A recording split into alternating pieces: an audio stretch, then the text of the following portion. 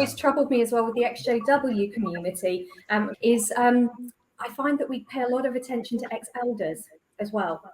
And given the amount of support and training that men get to become an elder, given the fact that the opportunity isn't open to women at all, given the fact that more than 50% of the congregation will be female, of those who are men, maybe, I don't know, half of those become elders, maybe less, maybe a quarter of them become elders. And that's no disrespect to those who did. We've got some amazing people in that, but it's not really meritocratic, is it? Just by virtue of the fact that they were elders doesn't actually mean that they are people who should be held up in some kind of leadership position after we leave, or they should get some extra attention. I notice a lot in videos we say so-and-so ex-elder with lights. So true. Yeah, that's true. Now we've left, I just don't think that should be of any interest to anybody, because were it meritocratic, I think you'd find that a lot of those people wouldn't actually have made the cut.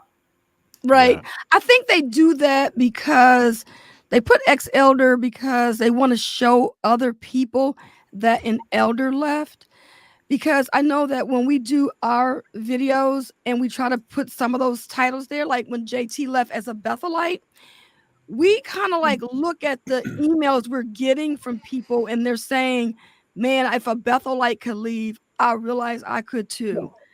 So even with the XJW title, it's like we use XJW so people can find us, or some people will label it as ex-elder, ex-servant, whatever, so that people can see that if these people that held these titles could get out, so can I.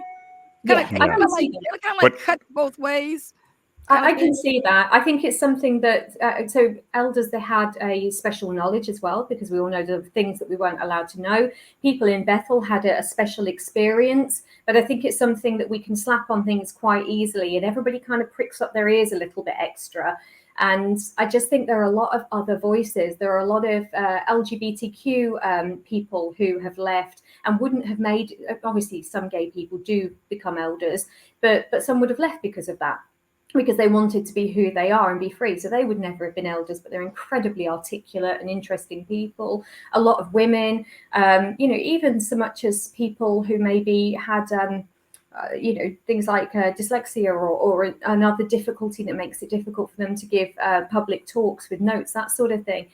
I just feel like we could do with diversifying the voices and giving as much respect to other voices as we do to some of these labels, because inherently only a tiny proportion were actually able to acquire those labels, and some of them thoroughly deserve leadership positions and to be listened to, and some really don't.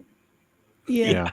I totally agree with you, because that's the reason why we started a little series and started interviewing people that were unbaptized publishers. And we even got a little bit of a backlash from people when I would put a link on the Facebook page and say, here's a video about unbaptized publishers. And somebody would go, and what is that supposed to mean? Well, they lived a life as Jehovah's Witnesses too.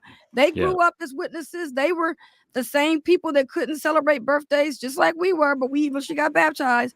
So yeah, we do realize that the religion is not just about those people with those titles, and got to be careful when you leave, because if you're not careful, you can develop the same attitude with these titles when you leave as when you were there.